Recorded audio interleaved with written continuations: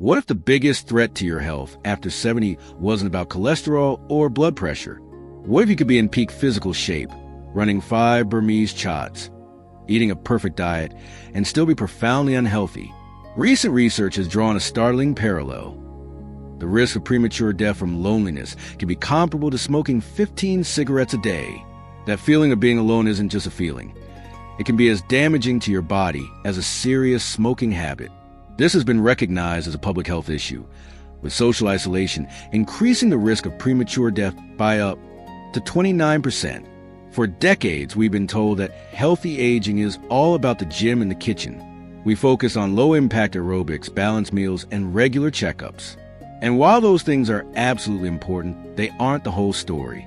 They may not even be the most important chapter. Everyone talks about diet and exercise, but the real secrets to a vibrant, independent, and truly happy life after 70 are often found somewhere else. They're hidden in our conversations, our hobbies, and our daily routines. Today, we're looking past the usual advice to reveal the surprising social and mental habits that are arguably more critical than your physical fitness.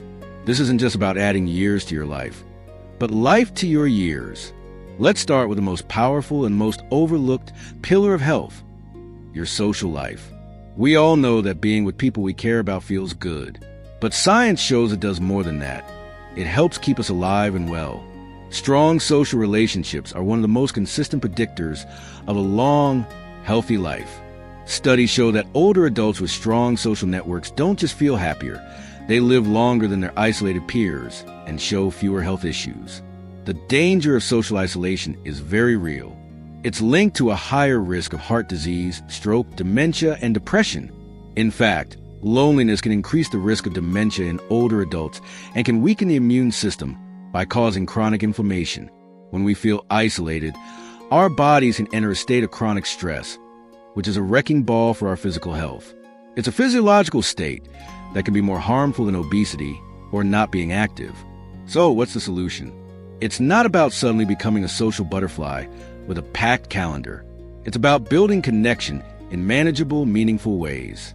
First, let's broaden our idea of a social life. It isn't just about close family and lifelong friends. While those relationships are essential, researchers are finding immense power in what they call weak ties. This is a friendly chat with your mail carrier, the daily hello to your local barista, or a quick conversation with a neighbor. These small, seemingly minor interactions are powerful medicine against loneliness. They reinforce a sense of belonging and community, reminding you that you're part of a bigger picture. An incredibly effective strategy is what I call the 2-a-week rule. Make it a non-negotiable goal to turn 2 meals each week into a social event. This could mean having a simple potluck, meeting a friend for lunch, or joining a community dinner. Turning meals into social occasions not only makes eating more enjoyable, but also makes it more likely you'll stick to a healthy diet. It's a simple hack that combines 2 pillars of health, nutrition, and connection into one powerful habit. Next, find ways to team up. If you enjoy walking, find a friend or a local walking group. The physical benefit of the walk is magnified by the social connection. You're not just exercising your body, you're exercising your social muscle, sharing experiences and building friendships. This applies to any activity.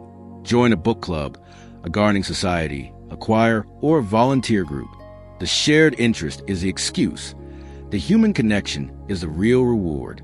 Research has shown that volunteering, for instance, not only gives you a sense of purpose, but also leads to lower rates of depression and better physical health.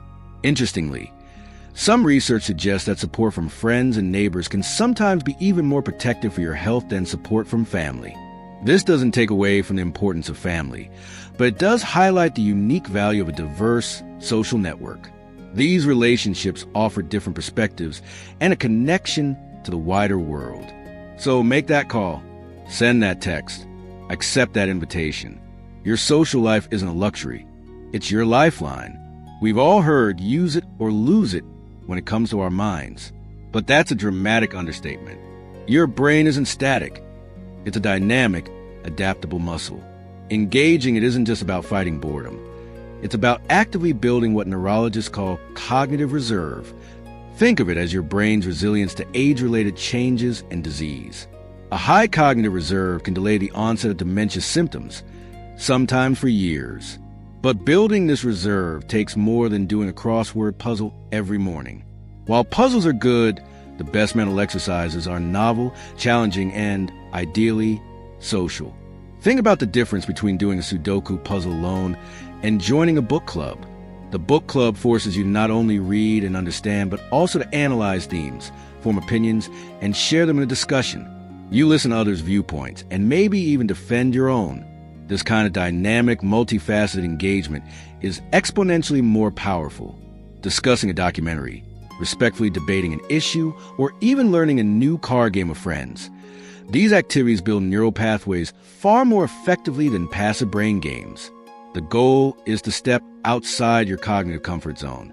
Another key part of mental fitness is pursuing hobbies that bring you real joy. These aren't just frivolous pastimes. They are a prescription for better health. When you're deeply engaged in something you love, whether it's painting, woodworking, playing an instrument, or gardening, you can enter a state of flow where time seems to disappear. This state is profoundly effective at lowering stress, which can in turn lower blood pressure and improve your overall well-being. Finding personally meaningful activities is directly linked to feeling happier and warding off mental decline.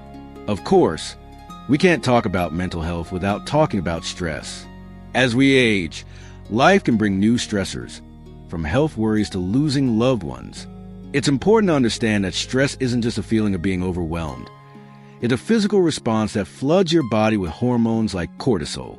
Chronic stress is tied to inflammation, heart disease, and a weaker immune system. Managing it isn't about eliminating it completely, but developing gentle, consistent strategies. This could mean relaxation techniques like meditation, deep breathing, or spending time in nature. Even just 10 minutes of quiet reflection a day can start to regulate your stress response. And don't be afraid to ask for help. Getting community support for tasks that have become stressful, like home maintenance, can be a game changer.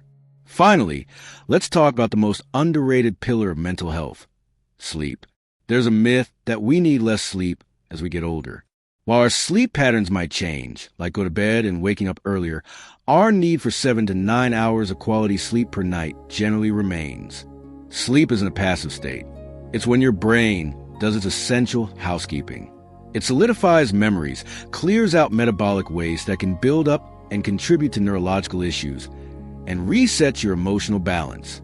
Prioritizing a consistent sleep schedule in a cool, dark, and quiet room is one of the most powerful things you can do for your cognitive function and emotional resilience. Section 3. The power of purpose. Retiring from a job, not from life. For many of us, a career provides a sense of identity, structure, and purpose. When that ends, it can leave a big void, leading to feelings of being lost or even depressed. The word retirement itself can be tricky if we see it as an endpoint. The key is to reframe it. You're not retiring from life. You're retiring to a new phase of it, one where you have the freedom to define your own purpose. Having a sense of purpose is a powerful force for health and longevity. Studies have shown that people with a strong sense of purpose live longer, healthier lives and have a lower risk of dying from all causes. It's linked to better physical and mental health, a reduced risk of chronic diseases, and a greater sense of fulfillment. Purpose is the why that gets you out of bed in the morning. It's the feeling of being useful, of contributing to something larger than yourself. So how do you find or redefine your purpose after 70? It's not about grand, stressful ambitions. You don't have to start a global foundation or write a bestseller. Unless, of course, you want to. Purpose is often found in smaller, more personal acts of contribution and passion. One of the most powerful ways to find purpose is to become a wisdom keeper. You've gathered a lifetime of experiences, skills, and knowledge. Share it. This could mean mentoring a younger person in your former field, teaching a skill at a community center, or simply being a family historian. Sharing stories and lessons with your grandchildren. Passing on what you know reinforces your value and creates a legacy that extends beyond you. Volunteering is another incredibly potent source of purpose. When you volunteer for a cause you believe in, you get multiple benefits. You're socially engaged, you're mentally stimulated, and you're making a real difference. Research from the Mayo Clinic confirms that older adults who volunteer tend to have better physical health and lower rates of depression and anxiety. It provides structure to your week and a powerful sense of being needed. It's also important to avoid the bucket list trap. While having goals like travel is wonderful, focusing too much on ticking off ambitious, high-stress items can sometimes backfire. True purpose is more often found in joyful and intellectually stimulating activities. This is your time to finally learn that language, take up watercolor painting, or master backyard beekeeping. The goal isn't just a finished product. It's the process of learning, creating, and engaging your mind and spirit. It's about pursuing activities that align with your values and bring you genuine contentment. Even caring for something, a pet, a garden, a small community project, can provide a profound sense of purpose. These responsibilities create a routine and give you feedback that your presence and actions matter. Section 4. Redefining independence, the foundation for a vibrant life. Independence after 70 isn't about refusing help. It's about having the physical and mental capacity to live life on your own terms. It's the freedom to say yes to a last-minute lunch invitation, the strength to get on the floor to play with your grandchildren, and the confidence to navigate your world safely. This is where the conventional advice about diet and exercise comes in, but let's reframe it. Exercise isn't a chore you do to lose weight. It's the investment you make to maintain your freedom. A healthy diet isn't about deprivation. It's about fueling your body so you have energy to pursue your passions. These physical habits are the foundation that your social life, mental engagement, and sense of purpose are built on. Let's start with movement. The recommendation of 150 minutes of moderate activity a week can sound daunting, but that's just over 21 minutes a day. And moderate activity doesn't have to be a formal aerobics class. It can be a brisk walk, vigorous gardening, dancing in your living room, or swimming. Consistency is key. Even if you can't hit 150 minutes, doing something is hugely beneficial. The focus should also include strength and balance training at least twice a week. This doesn't require a gym. Using water bottles as light weights, practicing Tai Chi, or simply standing on one foot while you wait for the kettle to boil can dramatically improve your stability and reduce your risk of falls. Next is the annual tune-up. Your regular checkup is one of the most important things you can do for your independence. This visit isn't just for when you're sick. It's for preventative maintenance. One of the most critical parts of this visit is a medication review. As we age, we often accumulate prescriptions from different doctors. Sometimes, interactions between these medications can cause side effects like dizziness, a major risk factor for falls. Bringing every single one of your medications and supplements to your doctor for a complete review can be a life-saving action. Now, let's talk about fuel. As we get older, our sense of thirst can diminish, making dehydration a serious and common risk. You have to be proactive about staying hydrated, even if you don't feel thirsty. Similarly, your diet should focus on nutrient-dense foods to sustain muscle mass and bone density.